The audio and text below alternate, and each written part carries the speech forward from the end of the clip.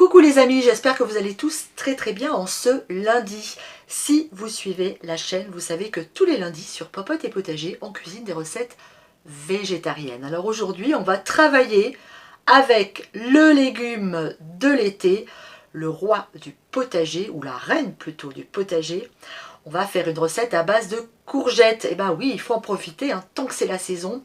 Il faut les manger, ces courgettes bien dodues, bien fraîches. La semaine dernière, je vous ai fait une recette à base de courgettes que vous avez adorée.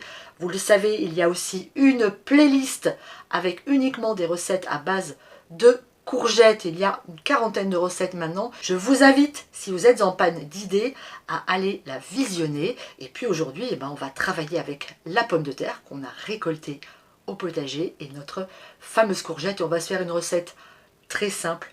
Comme d'habitude, on va faire un gratin de pommes de terre et de courgettes. Allez, je vous montre comment je réalise ce gratin.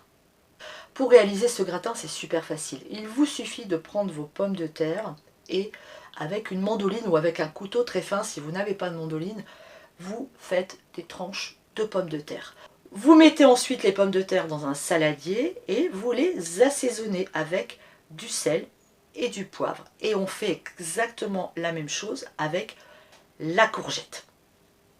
Je viens de râper du parmesan et maintenant on va procéder au montage. Alors on va mettre de l'huile d'olive dans notre moule. Évidemment j'utilise celle de mes partenaires Terra Delissa. Vous connaissez maintenant leur nom et leur huile. D'ailleurs bientôt j'en aurai une nouvelle à vous présenter. Et on va faire des couches. On va mettre une couche de pommes de terre. On va faire un montage. Une fois qu'on a fait notre première couche, on va mettre du parmesan. Alors on n'hésite pas, hein.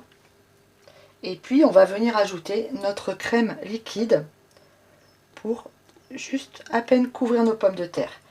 Et maintenant on va mettre une couche de courgettes. Et vous l'aurez compris, on va faire ça jusqu'en haut de notre plat. Mon gratin est terminé. Maintenant, il va passer au four. On va mettre le four à 200 degrés et on va le cuire environ 30-35 minutes.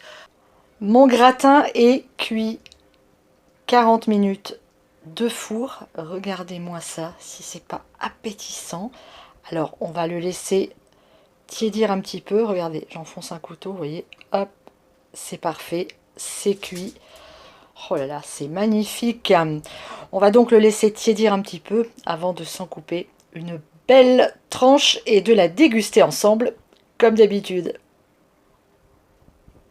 Après avoir tiédi, on voit que le gratin se découpe très bien.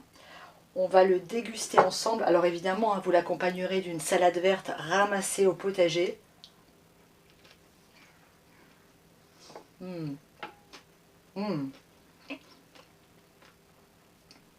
C'est trop bon.